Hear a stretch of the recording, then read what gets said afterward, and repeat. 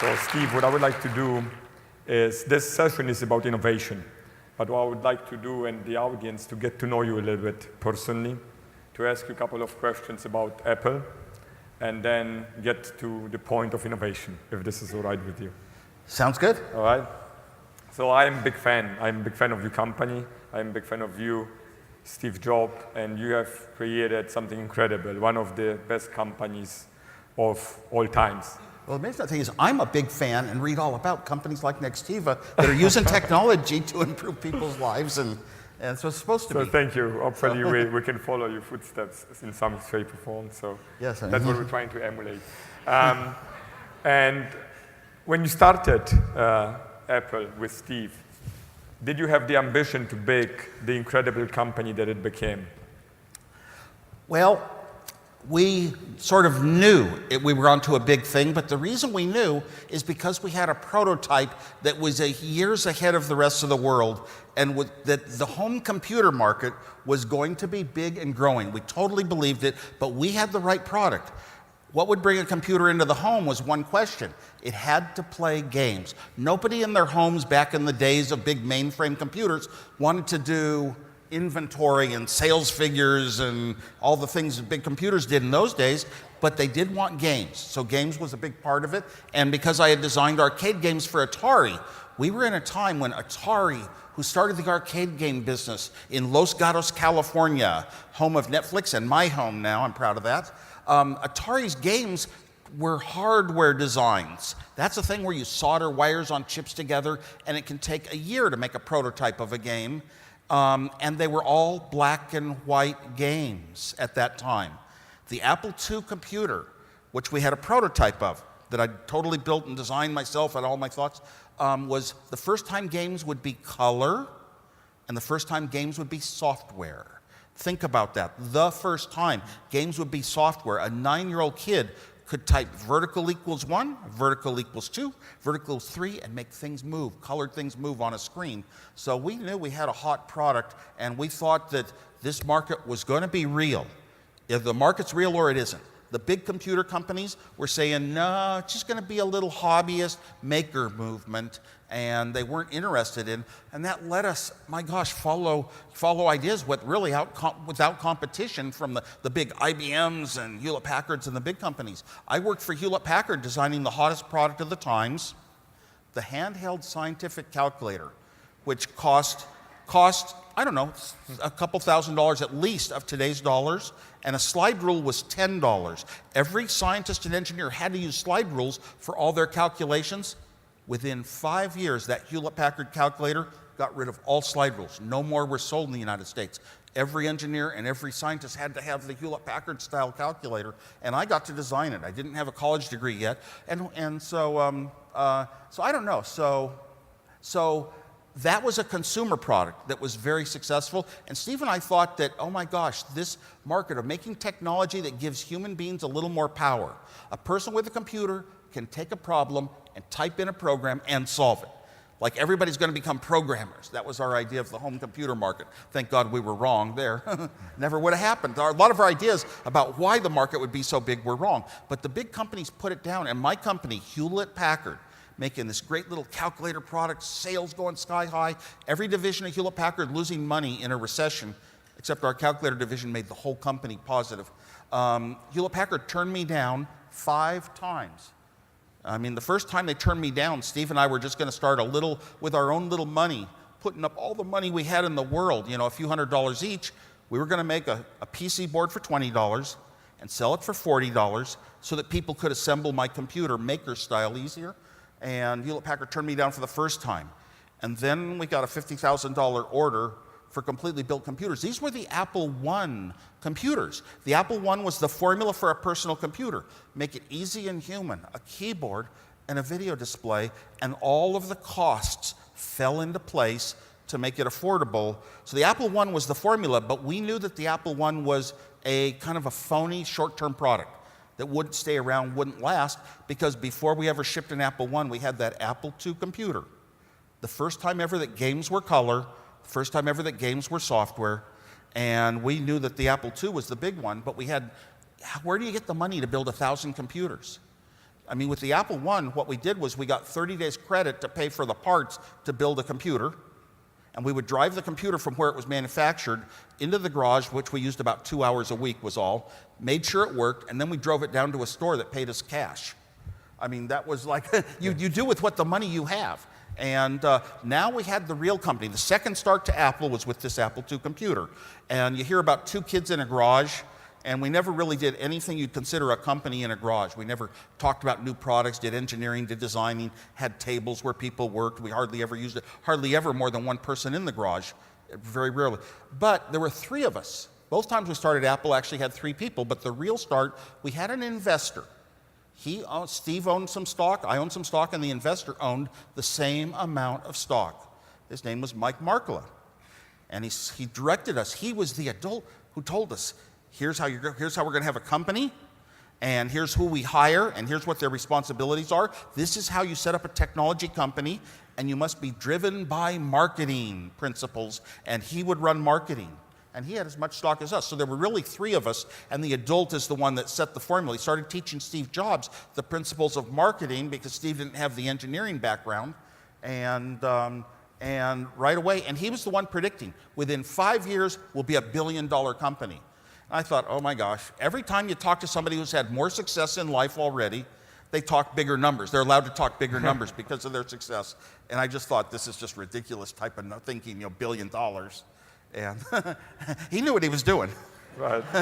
But yeah, and so Steve made it his role to somehow interact verbally to learn every operation, every division of the company. He would just iterate every decision that was to be made business-wise. Steve would have to question and this and that and throw out his ideas and figure things out. So he was a learner, very much a learner at first. And what he excelled in was being able to present ideas, whether they're early at a visionary stage or, or actual tweak a little product, a tiny little bit. Our first logo was an apple, shape of an apple with 6 colors. And 6 colors was very expensive for all of our advertising. We'd have to pay for like 6 colors to be printed. And of course they were in rainbow order from red to blue, the way our agency that we hired designed it, red down to blue. And Steve took it home and he twisted it around and he came back with a different order of the colors. But it was better. It was better. A little green leaf at the top and darker colors at the bottom. It just, I don't know, every time he did a little dinky thing, you'd say, who cares what color's at the top? He always somehow had a little tiny bit, you'd say he was improving it. Kind of like the sharpest guy in the town. But his talent really became talking. I'm the expert. Here's why you should use a computer. Here's how you can use it. Here's where you can use it. And he hadn't gotten into his closed attitude yet. That was sort of a fight against me and the way the Apple II was designed, totally open. So he hadn't got into that. So he didn't catch on that we were publishing all of our design schematics, all of the code listings I'd done for, huge amount of code. I'd done it all by hand, actually, my own handwriting. Let us publish it. And that meant that everybody out there, we were a platform, thousands of little companies, a young kid in college, a young kid in high school, some older engineer that worked in a company could just develop their own stuff at home and start selling it to plug into our computers. They are. And that was how we started. But we believed that we were lucky that a whole bunch of other people were trying to start companies, and they had a formula that was 5 years back of ours. It was actually a computer style that I had built 5 years before of my own design, the week that I met Steve Jobs. There are countless stories about Apple, you, Steve Jobs, and especially about the early days of Apple.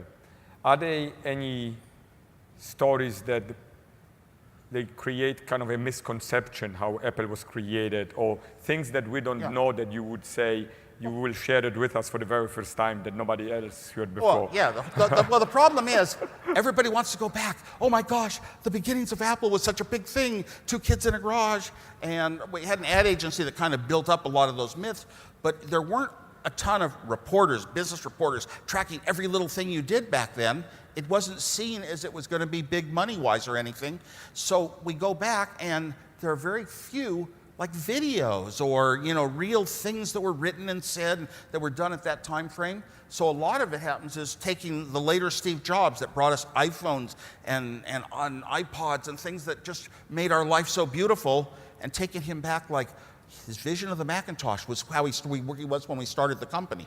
And at the start of the company, no, that didn't apply at all. So Steve Jobs gets enhanced with a myth that came about in later years, that's for sure. Yep. But he, he well deserves it for things he did. I mean, the vision of the Macintosh was beautiful, but the timing wasn't. But every computer he tried to build at Apple failed. The Apple III failed for a lot of marketing decisions, trying to overrule it over the Apple II. The Lisa failed because Steve didn't understand how much it cost to build a mouse-based computer, for a real computer, with an operating system and memory protection and all the things you need to make a computer run well and safely.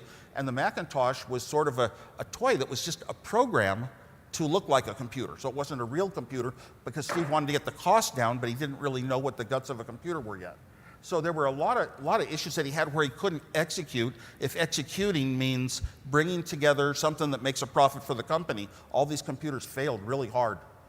You yourself, you have been extremely successful throughout your career. What are the most important ingredients of your success that you would like to share that we could learn from? When it comes to success, I thought it out long before Apple. When I was 20 years old, I remember a lot of things going on. There was counterculture movement, there was a Vietnam War, there were protests, and I thought out, I wanted to be three things in life at that time. Never a speaker on a stage. No way. But I wanted to be an engineer.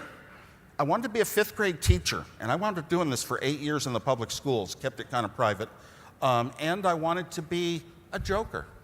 And I thought, you know what, the day I die, if I were real successful reading stories about these people running companies and making decisions and acquiring other companies, wait a minute, if I died and I said, I just laughed every day and told jokes with my friends and had a fun time, which life would I prefer? And I decided I would prefer, my secret to happiness was smiling, the feeling. So I came up with a formula, H equals S minus F. Happiness equals smiles minus frowns. Very simple formula. What can you do to have smiles? You can't change your personality after around age 23. It kind of solidifies. So how do you smile a lot? And I decided at an early enough age, always pay attention to humor and jokes and play pranks and things, and that's a fun part of life. How do you avoid frowns? Hey, if things go wrong, things go wrong. If your car gets scratched, you just say, cars get scratched. I decided that when I was 20 years old, and I still live it to this day. A lot of things go wrong. Could even be who gets elected. So what?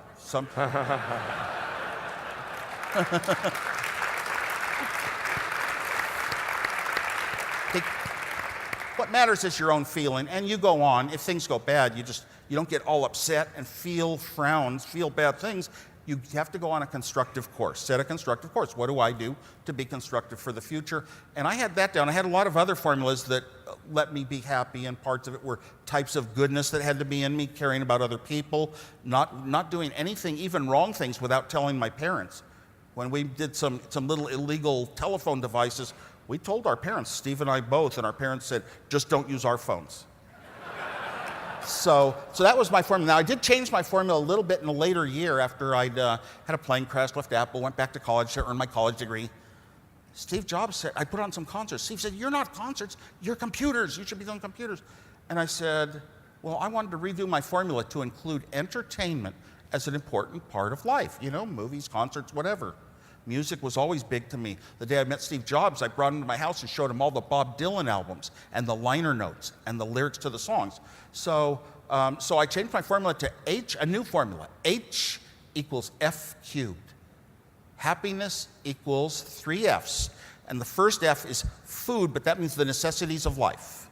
Everything you need to live, clothing, housing. So happiness equals food, fun, and friends. Food, fun, and friends. When I was being inducted into my high school Hall of Fame, the students all started laughing.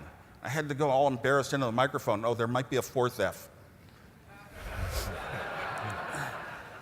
I know for myself that, But so I didn't need Apple. The point I'm getting to is that I didn't need Apple for my success in life. It was based on happiness. Now, technically, I was so far ahead, when I go back and look, so far ahead in elementary school, getting those early dozens and tens and hundreds and thousands of hours maybe of work that just went up this beautiful little chain of computers, never thinking computers would be a job in my life. only doing it because I loved it and it was fun. I look back, and then I look back to 10 years in my life at all my designs, and I said, how the heck did I ever think of those things? Even now, I can't imagine. How did I come up with that formula that instead of putting a number into a machine that puts a color on a TV, the machine costs $1,000, a number is a color. Weird thoughts, like a number's a color. It doesn't have to be turned into a color. Strange things. Magic was pouring out of my head, just like out of Bob Dylan's head for about 10 years of my life. I can't believe my own designs. Where did I think of that? Oh my God, it was just too beautiful. And of course, I can't do it anymore. So Steve, let me ask you this question a little bit differently. I know for myself, I learn the best from my mistakes, from my failures. And so what are some of the failures that you have experienced that you have really took the best lessons from that you could share with us? Everyone likes to talk about their failures in some positive mode. I don't know. I was so sharp, everything coming out of my mind, had no failures unless I had an idea of something I wanted to create. Every single time, I not only successfully created, I created in unusual ways that were in no engineering books, that were not allowed, that were so much fewer parts and money. And it was the time. Every one of them took time. I got to solve this. I got to solve this. I'm not sure if it's possible. Some things I wasn't even sure were possible. I worked out, and I just had like those 10 years, no failures then. Yeah. It was only in later life I had a couple of startups, that failed, and I look back at reasons for them. But I look at all the little things that I did in life, little projects that maybe weren't worth much money, but every one I did for fun was a learning experience, and it took my head to a greater place. So they weren't necessarily like, these are going to be the starts of companies that are billion-dollar companies, but they were important odds, the stepping stones that took me up the staircase to get there. And is there any period of your life where you would say you would like to go back and do it differently? No, I don't believe in thinking that way because of my formula. That's a frown. If you think back, I wish I'd done something differently. No, it really is a frown. But also, when I look back into the time frame that was so important in my life, and I go back to those engineering designs and the decisions I made, I know exactly why I made each decision, and my head was working so well that I just couldn't question it. Some people will even disagree with some parts of my design. You should have organized the numbers in a different way, or you should have made 0 at the top at the bottom instead of the top, like we learned in school. The people say that, and I know exactly the reasons that I believe, no, what I was doing was right by the way I put all the data together. It's not like I missed something or didn't know something you didn't know. You know, I know that the relationship with Steve Jobs is very fascinating to a lot of people, and I'm sure you get asked that question all the time, and it might be maybe even annoying to you when you get asked this. Is that annoying? Not at all, because well, people know kind of about a Steve Jobs 1 a bit, up through till he left Apple. And then he had this vision of mouse-based computers for everyone and taking humans to a more human world of computers where you didn't have to memorize things and think so much. Beautiful vision. The failures were for other reasons, the economic failures. Mainly, he was 5 years too early. So that was Steve Jobs 1, let's say. And then there's books out about his transition. When he came back to Apple, he was more mature, more careful, managing things, but he had to be in total control. He had to be the guy at the top, able to make every final decision and take total credit for a product. It was his real reason in my mind. But I knew a Steve Jobs 0 back before any of those days. And we would go to concerts together, and we'd shop for bootleg albums, and we'd play pranks on each other. We'd play pranks together. Real fun times, and a lot of people don't know that, and that's what I always hear. That's Steve Jobs' voice more than any other in my head. Do you believe that Apple changed Steve Jobs as a person? I don't believe. Or success? I don't really believe so. Steve had a drive for success, and it was rare that he was going to get it. The day we got funded for our Apple II computer, he was now founder of a company that had big money. Well, if you're going your whole young life from high school on and you want to figure out a formula to be one of those important people like Shakespeare and Isaac Newton, and that's what Steve Jobs wanted to be, but he didn't have the background for it. Now he had the position for it. But your personality settles down, like I said, between 18 and 23 years old. I almost got my degree in psychology, and it pretty much stays the same forever. He became Mr. Serious Businessman, and that was more important to him than the early fun days once he was in that position. And he pretty much stayed that person. As far as Apple's success, we were lucky to start with such a beautiful, lucky product at the start because that buys you a lot of failures. You can introduce a lot of other products and fail, fail, fail, and as long as money's pouring in the door and your market's growing, it looks like you're doing well. And if the world market is growing a lot faster than you and Microsoft is grabbing it, as long as you're growing, it still looks like you're doing very well. So let me ask you one more question, last question about Steve. Steve gets a lot of credit for the success of Apple. And do you believe that all of that credit is justified or is a little bit overplayed in such shape or form? Does he deserve all of the credit? The word justified is tough. I think he deserves all the credit because that's what he wanted. He wanted the credit for it. Me, I wanted to be left out of the political side of the world, and that includes talking to press. I wanted to go into the laboratory all alone so I could be an inventor and come up with new fantastic things to take our platform, the Apple II computer, take it further along. Things like, disk interfaces and serial interfaces and floppy disks. You could run a program and it would run. I mean, that was my role. Mm. And so I got what I wanted. I wanted to be engineers to look at my designs on paper. I wanted them to look at the programs I wrote and say, whoa, this was just incredible what you did. I wanted engineering respect.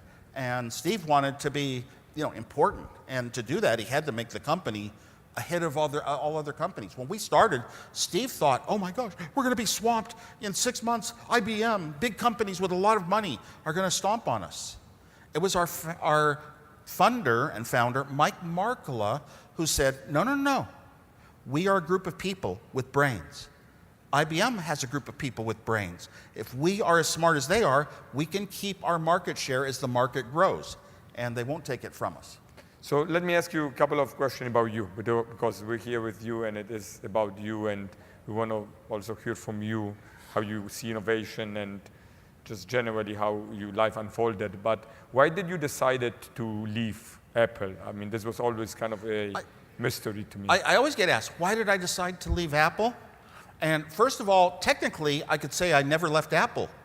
I am the only person in the world who has gotten a paycheck from Apple every single week since we started the company.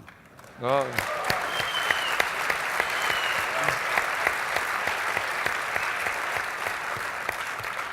I even have a small salary now, but basically in my heart, I could never do anything, again, as great as Apple, I believe, and this was my loyalty. I'm going to be loyal to this company. Even though I did engage myself in other startups, never, ever anything could be slight bit competitive. Matter of fact, when we started Apple, I presented the ideas of the personal computer to my bosses at Hewlett-Packard, to the whole engineering and marketing staff there, and they turned me down. Like I said, they turned me down 5 times for it. So the first time I left Apple, I was on the Macintosh team, and I had an airplane crash. I was pilot. And I went into a type of amnesia where you don't know things are going on, and you aren't storing memories. I went into that for 5 weeks. No doctors recognized it. None of my parents recognized it. My friends didn't recognize it. I didn't know that 5 weeks had passed. My dog had been in a kennel for 5 weeks. I would never do that. I was missing a tooth for 5 weeks without getting repaired. So I must have been weird. I don't know. I don't have any memories of that time. And one night I talked myself out of it. And I couldn't remember the takeoff. I could remember everything up to reaching for the throttle, but I couldn't remember pushing it. How do you know you had a crash if you don't remember it? And then I realized I didn't. I logically thought, wait a minute, I didn't land in Santa Catalina. I did have a crash. And I jerked myself up that night. And half my brain was now forming memories and half wasn't. And I could tell what I'd been through. I found 100 cards of the most important people in my life on a bedstand next to me that I didn't know were there. Wait a minute, I must have passed them every single day and night, getting in and out of bed. What's the deal?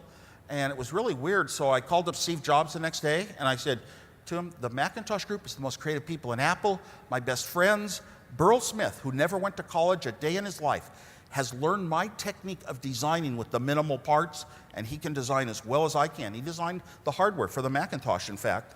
And I told Steve Jobs, I'm going to go back to college because this is my last chance after 10 years away to get my last year of college in. And my name was famous, so I went back under a fake name, and my Berkeley diploma says the fake name I used, Rocky Raccoon Clark. Wow. Well, build a little fun into everything in life. So that was first time you might say I left Apple, and I did go to college, and I even put on some big rock concerts. And popular culture, entertainment is in my life right now. I put on Silicon Valley Comic-Con last year and this coming April. So I came back from that. I came back to Apple as an engineer for a few years, projects that resulted in our Apple II GS series. I worked in the Apple II division, and the Macintosh was coming out. My heart was torn more. It was just blown, magnified so much. The most in my life, the day that Steve introduced the Macintosh, believed in it so much, believed in him. I loved the way he presented it. It was just too bad it failed. Didn't expect that at all. We all believed the Macintosh was the future, and it was for that time. But so I came back to Apple. Now, what happened was I got this idea. I was at home in a rare situation. Everybody else in those days only had 2 remote controls, a VCR and a television. That was it. And I was sitting there. I was one of the rare people in the United States that had a Laserdisc with a remote control. And there was only one hi-fi in the world that used a remote control, and I had it, a Bang & Olufsen. And satellite discs weren't even sold. You couldn't even buy something like DirecTV, but you could build your own satellite dish and pick off movies that were being sent to cable companies for free, and receiver. I had a remote for that. So I'm sitting with 5 remote controls thinking there should be one. So I started a company to build the first universal remote control, built it very much with 2 microprocessors inside, almost like a little iPhone in complexity. And that was a time I left Apple to do that. But I explained to Apple on a blackboard what I was leaving to do, and got all these nice notes that I was leaving. I wasn't in competition, and I still remained an employee. So I'm under some employment contract, but I don't know what it is. It's not the one where you can't tell the truth openly. And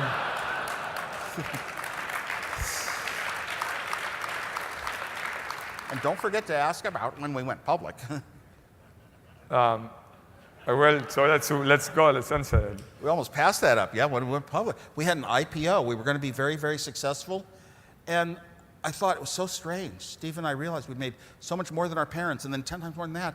Why do 3 people at the top of the company, called founders, have so much incredible wealth that you could never, ever, need? And everybody else is just sort of normal. So I look back. What is a founder? Founder's a person that comes from the beginning. There were these little guys that were in high school at the computer club when I got my inspiration, my social inspiration, to build a machine for people that was affordable. Those people were hanging around us, putting out good ideas, joining Apple in early days, doing early floppy disk software with us. And I thought, they don't have hardly anything at all. So I gave them maybe tens of millions of dollars of my own stock, and then tens of millions more went into about 80 employees, marketing, engineering, so that they could all share in the success. It shouldn't just be 3 people at the top. That's how I felt, and that's how I feel to this day.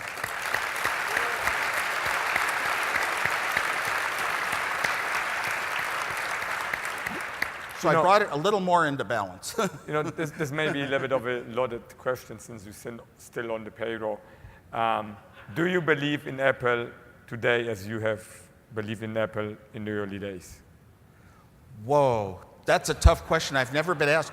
Our early days in Apple, and there was a period of 3 years that were amazing and 10 years that were unbelievable. It's like every week and then every month, something might come out that changed the world forever. Those were some incredible, incredible times, and they can't repeat themselves. I talked to other people that were around developing products and following them in those time frames, and they say the exact same thing I'm saying, that it was unbelievable what was happening and what the world was being brought, and yet the amount of memory to hold one song cost $1 million. So we didn't have the vision as to where the world would eventually get to. And my faith in Apple, when Steve Jobs died, a lot of people like to say, oh my gosh, all this innovation came out of Steve Jobs' mind. Very accurate and very true. And now that he's gone, Apple won't be innovative. Well, you know what? First of all, the products that are in the queue by then, we're a big company. You're a big company, it's a big market. The markets don't change overnight as rapidly for big companies. And one of the reasons is, if you have $200 billion in a savings account, you can buy yourself out of a lot of failures. You can buy companies that will fill gaps in that you sort of missed and didn't think of ahead of time. You can buy them. Also, you get a lot of retries. You can try a new idea, a new idea, a new idea. One of the things I'm proud of, just like during Steve Jobs' days, Apple isn't releasing every little dumb product and variation of it they can. They sit back. Apple is the sort of company, here's my impression. give it my impression. It's out of me. When Steve Jobs was in control, a product that we developed that was great and could make Apple lost a lot of money would not see the light of day. It had to be insanely great. It had to be compelling. Everyone who saw it said, that's the one I have to have. And that's what Apple is still running that way in my mind. Let's look at innovation since Steve Jobs' death. Sure, a lot of products get smaller, faster processors, nicer screens, and smoother operation, and beautiful displays. And you could compare Apple to other companies in the world. Let's look at what was the first company that had a reliable fingerprint identification instead of passwords. Just tap with your finger, and it identifies you. Apple was the first. Now look, every other company has to follow. So who's the leader? Now what's the big benefit of that fingerprint identification? One of them is personal finance. Who was the first to make a tap your phone to pay system? I'm going to tell you, it was Android. I had it 2 years before Apple. But you had to power on your phone, type in an unlock code, find an app, run the app, choose a credit card, and then type the PIN number for that credit card, and then you could tap your phone and pay. Wow, I did something nobody else can do. It was so ridiculous a task that once you did it once or twice, you'd never do it again. You'd use a credit card. So Apple comes out with the first easy one. Hold your phone up. You don't even turn your phone on. That was an amazing thing to build it that way. You don't turn your phone on, you just touch it with your finger to identify yourself. Or with the watch, you're pre-identified with the watch. So so these are important things. Those are important innovations that are going to change the way the world works in computers for a long time and in personal technology. So I give Apple credit for being at least a leader in the important ways. So outside of Apple, of course, what is your favorite high-tech company today? My favorite high-tech company outside of Apple is, I don't know. You know what? I actually admire companies through their leaders and the direction they're setting for the future, not where they are today necessarily. One of those is IBM, and Microsoft's another. But Google is probably, I hate the fact that Google wants to know everything about me so they can send me ads, and Apple only wants to make money from good products. So that's how I compare the two. And I don't want Google to know too much about me, but artificial intelligence is the biggest part of the future, whether it's self-driving cars or listening to my words and knowing what a complete sentence made. Google just introduced the new Google Translate, which sort of analyzes entire sentences rather than pieces of them, which is a big step towards real language translation. And it comes from artificial intelligence. They hired the greatest people in the world, the greatest minds that have written books, like Ray Kurzweil, on how to build a brain. And I really think that we're going to eventually get to the point that almost everything we do, when we can, we speak it instead of follow structure and tap, tap, tap and memorize how to get things done on our smartphones. I've gone into this mode where I'd rather speak anytime I can. So Google I admire quite a bit. Facebook I only admire because of the way they started, like Apple, in a dorm room. No, and nothing start, not out of a big company, not people who had money or, even full education, college education. So I can admire things about that. But you know what? I'm only talking about the big, well-known companies. And once they get big and well-known, they kind of secure the markets in the future. They get the attention, even if they slow down true innovation. I'm for the little builders in the garage, because that's where I started, and try to support them all I can, and especially open source. I look at my car, the Tesla, and there's another company. It's a technology company. The Tesla, what an automobile. We might finally be starting the change from gas cars to electric. How did we have the first successful car company startup since 1927 in the United States? Who would ever build an electric car large? Elon Musk had a large family. You build things for yourself, and if you care about elegance and simplicity, you wind up with great products. So I admire the Tesla, but then again, I think they wouldn't go with Apple's operating system. They wouldn't go with Microsoft's operating system, because then somebody else was in control, could make a change that affected their product. So they go with Linux, open source. But then again, I think, my God, they used to let me plug in a little flash key with music so I didn't have to listen to the Bluetooth degradation. A little flash key with music on it, and this latest rev, they take it out. They take that feature out. If there was a third-party app store for the Tesla, you'd have apps that, here, I'll play your music off a flash key, right. And so they don't really have an app store, so they're not even as open as Apple in that way. So what do you think about innovation today? where do you think it is going, and what are the kind of future big breakthroughs that you would predict? Well, I can't predict things that are unknown. I read the same papers as everyone else. You know, you could say quantum computers, flying cars if you really don't care about the laws of physics. But so, you know, if I had a mind that was because of things I've done in the past, I could think of here is where the world's going to go. Well, that's a visionary. Steve Jobs might have had that mind, but I'm older now, and there's a million people out there got to have as good a minds as me, analysts studying everything, able to make predictions, and generally you can't predict more than a year ahead sometimes. When I worked at Apple, I could predict ahead a year what was going to happen in computers because I was working on it. And when I tried to predict 2 years ahead, other things happened and blew me out of the water, and I wasn't right. So as an engineer, I like to kind of have a feeling something really is going to happen. Obviously, self-driving cars is probably the closest because every manufacturer in the world is working on self-driving cars, somewhat secretive. Ford's saying they're going to have cars in 2020 without a steering wheel. You know, this is good. My wife got totaled less than a year ago, airbags, all that stuff, injuries, and the car that hit her ran a red light. What if cars stopped at red lights? You know, we really do have a nice world ahead. You know, we have a lot of entrepreneurs, business owners here in the room, and they all, you know, desire to innovate. Do you believe that today it is harder to innovate than when you have started your company?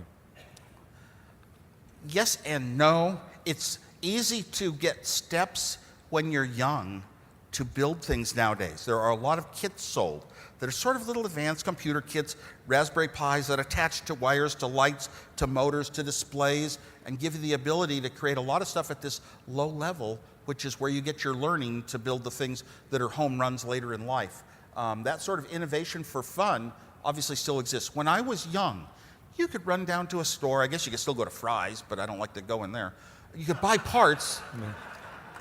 Listen, I made a rule once when they didn't know anything, I would never go back to Fry's, and I never have. But except, well, one time I bought something at Fry's. One time, a friend of mine was doing a book release there at Fry's, and I went and heard him speak, and I wanted a cup of coffee, but I would only do it if somebody else, I went and got it for me and paid for it, because I wouldn't even pay them money, but, yeah.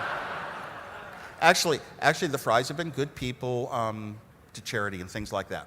So you could go to stores, electronic stores that existed long before Fry's. When I was very young, Sunnyvale Electronics, we'd pedal our bicycles down, buy a few little resistors and a transistor. You couldn't get chips or anything back in those days, even though they existed. You couldn't buy them in stores. And you could come home and wire things together you saw in a magazine. Or eventually, if you got smart, you could design things yourself and make little devices that made signals go up and down, sounded like a cop car. I loved taking that one to my driver's ed course in high school, and it's turning on a siren in the middle of the movie, see if anybody pulled over. You know, but speaking of fun, I went there one day. I was just so tired. Before class, it's dark. We're watching this movie for driving, and I'm holding there's a little metal thing for the horn inside the steering wheel. So I'm only holding the little horn thing because nobody will catch me. I'm goofing off. A car on the screen swerves at us. You pull to the right and you hit the brake, correct? It was the one time all year the teacher stopped the projector and read out from the sensors what each of us had done, and I was the only one that did all three things right. I swerved to the right, I hit the brake, and I honked the horn. Do you believe that, you know, I mean, the market is what I think, you know, and I grew up a little bit later than throughout your time when you started your company, but the market seems to me significantly more crowded today than it was before. That's really more to your point, and I agree. Yeah, I agree. And, you know, and I feel like for any company, it's significantly more difficult to stand out, but is there any advice you could give us that for ways for companies to stand out a little bit better above others when they innovate? Well, one of the things is to do what I sort of mentioned about Apple. Don't let products out the door that are good, so-so, but they aren't the absolute greatest. Try to have, and that probably comes from top leadership, but you need three main things. You need a business drive that you're going to make products that will make a lot of money. Because if they don't, you're building the wrong thing that people don't want.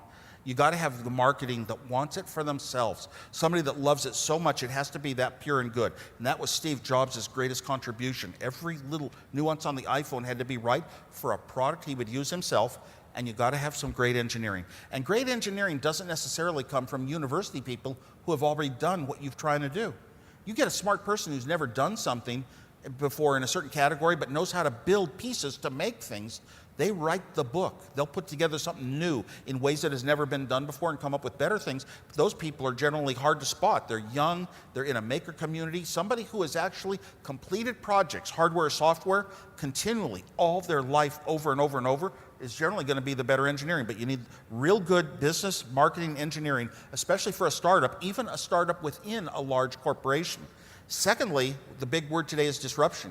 You don't want to be disrupted by others. You want to be a disruptor.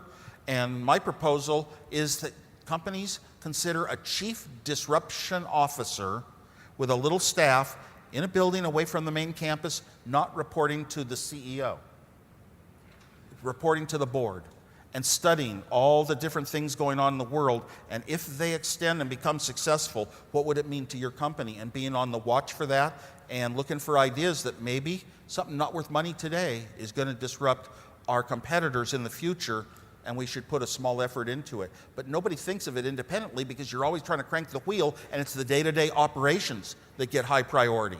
You know, what do we need for today's products? We got to keep the revenues coming.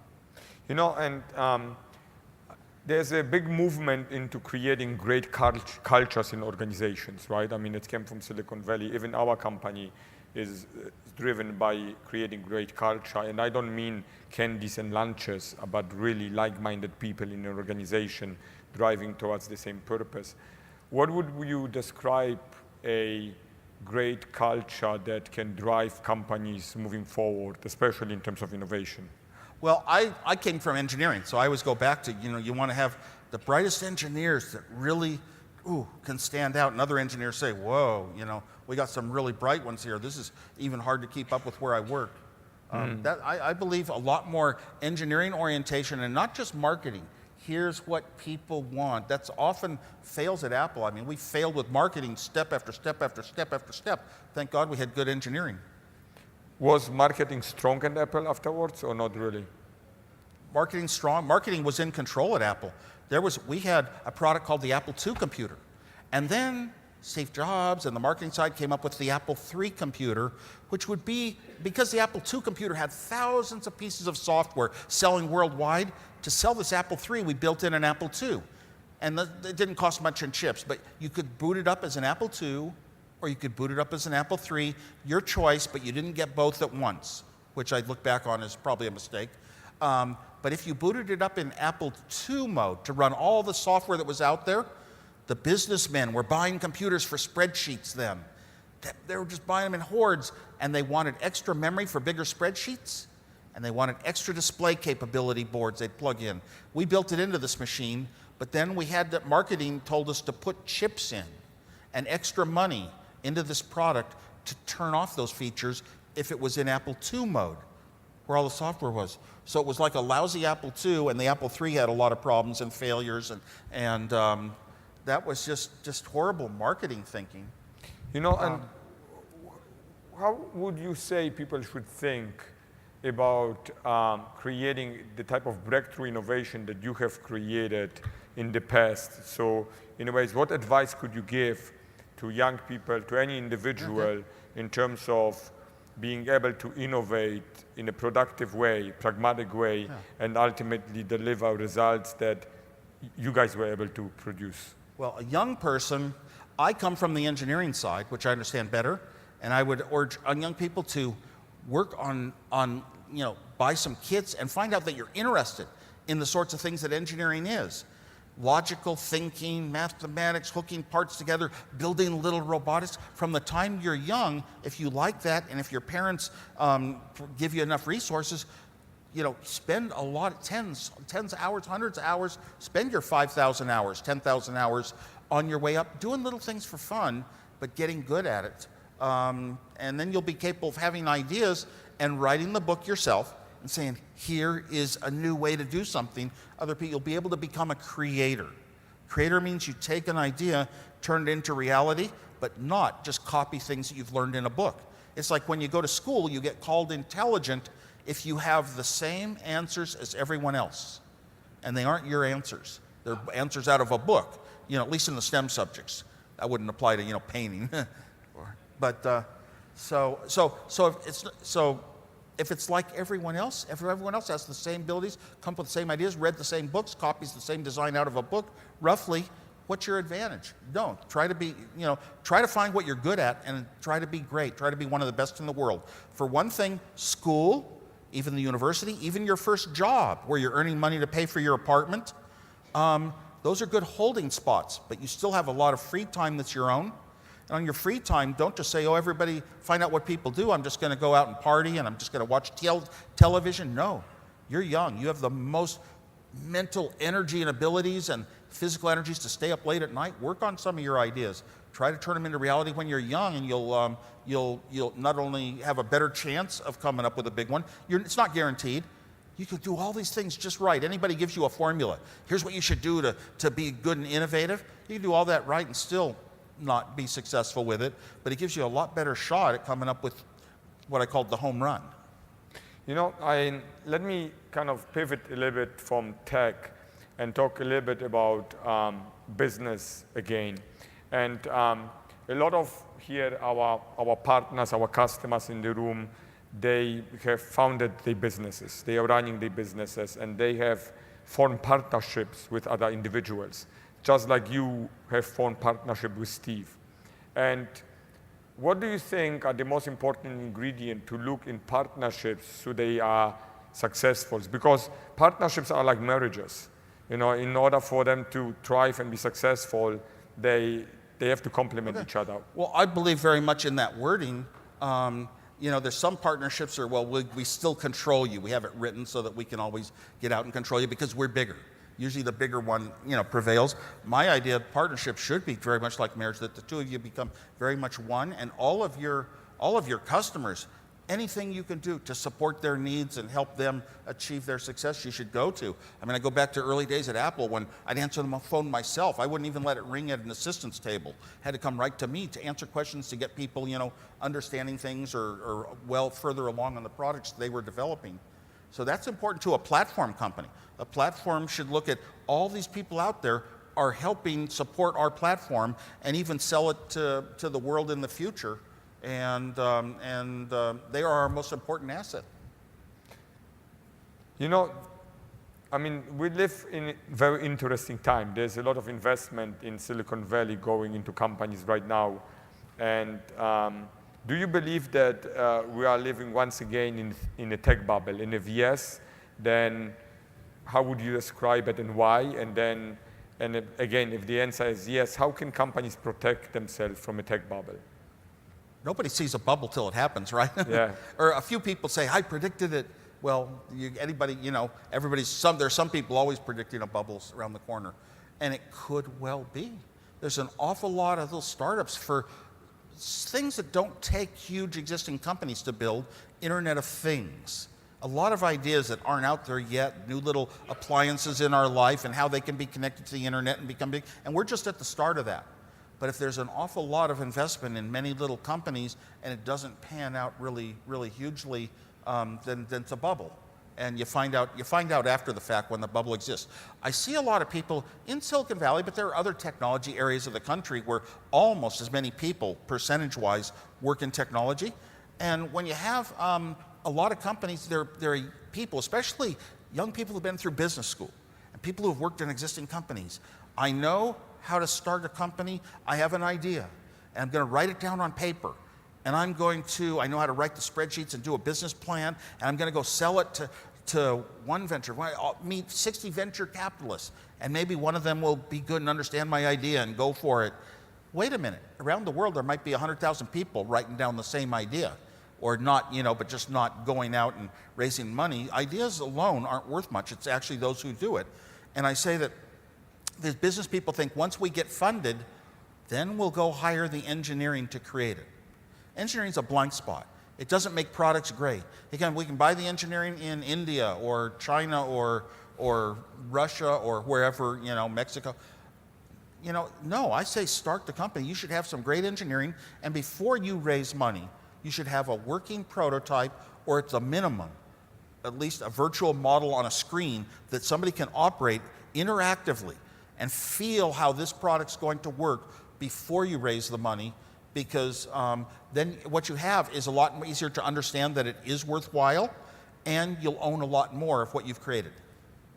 And I asked you this before in a little bit different way, but do you have maybe a couple of predictions where you personally believe the world is going to go over the next few years? Well, I do, but they're pretty easy that anyone could come up with. One of the things is we had this thing a while back, 3D televisions. It was finally their year to take over the world, and it didn't quite happen. I mean, even 3D movies I don't necessarily prefer to go to, but the 3D televisions didn't come through. Now we have virtual reality. We've been working in personal computers to make the resolution quality more and more like real life, like the way my eyes see the world. And virtual reality is getting to that point that it is so convincing. You get dizzy. You can't believe where you are after you've been wearing it for a while. So I think virtual reality has a promise, not because it's so good, not because it affects me so emotionally, but because it's going to be applied so well to the gaming market. It's really funny, but the gaming market can lead what kind of technologies, the largest processors made, the fastest graphics and everything. It doesn't come from the old military that had all the budgets when I was young and could define what could cause chips to be developed. And after a few years, a few might fall out cheap enough for real humans to buy. Now humans are defining the technologies of the world for the big companies. So gaming might make virtual reality real. Self-driving cars almost is too obvious to say, because every company's working on them. There are self-driving Uber cars in Pittsburgh now, self-driving trucks on the highways in some states, and there's like, I don't know, 50 of the self-driving Chevy Bolts going around San Francisco for Chevy, and Google's had theirs forever. So self-driving cars. Right now, though, we're programming them to look at everything, and we're discovering they need an awful lot of sensors. That's one of the nice things about this world. Sensors got so cheap, you can have 1 million of them. You can have a ton of them in a car, not 1 million. But it used to cost money for a camera, just like for a phone, and now every phone has a cheap little camera in it. And I have one last question for you. If you can leave us with one message, one advice, especially for innovators, entrepreneurs, Sure. business people here in the room, that they are really energized to drive their businesses moving forward, what would that be? The biggest advice I have is think in terms of a phrase that I used earlier. Steve Jobs believed in this. I believed in it very much from the start. Elegant simplicity. What is elegance? It's sort of something that's beautiful about the way you put your code together, so nice and neat. You had to work on it over and over and modify it, get it working, and then redo it from scratch and get it more beautiful. A type of elegance that other people that do that job would walk up and say, you have done something really incredible. But the simplicity means fewer steps, fewer parts, less money. I get approached by maybe even a dozen companies a day to somehow join them, as a face of their companies, and I don't have time to do that. But I met with one company, 7 years ago or 5 years ago in my town at a lunch, and they started describing what they had, and I understood it. Computer architecture was what told me they were doing solid-state disks the right way, where everybody else was going off the obvious way. They were doing it the better way because it would involve fewer parts, faster timing, easier to manage, less conversion of data. And so I joined that company. Fusion.io really changed the data centers from hard disk to solid-state disks. An incredible story ever. But I look for that sort of simplicity. What is the absolute shortest path to get the right thing done? They tell me here right on the monitor that I don't have any more time for questions, but I'm really bad following advice and directions. And so I do have to ask you one more question. Why? Because we're living in the same world, and part of our business mission is to simplify business communication. And we are very passionate about it, and even I myself, I sometimes sit there and drive people crazy moving pixels on the screen. And that's the right thing. And but to me, this seems so obvious. Why is simplicity so difficult to achieve? Why are more people not doing it? I always you know, I always feel like it just blows my mind that more people are not capable of doing that. Most people at first want to create a product that works and does something and impresses people. And it's usually an afterthought, just like security, to make it somehow beautiful and simple and having the elegance, and B, the simplest means the fewest steps and the fewest parts to put together the software, say. And why is that so difficult to do? You know what? Doing something the first time. That means if you're doing something different than it's ever been done before, or you're doing some other category that hasn't been done before, it is so hard. You spend so many hours. Every little step of the way, you're unsure if it'll work and if it'll get you to the end. And a programmer can just spend hundreds of hours on a project. And once they've done it and other people see it, they say, oh my gosh, it is possible. I can now do it. And now it's easy. Now it's easy for the second person. The first one is always very hard.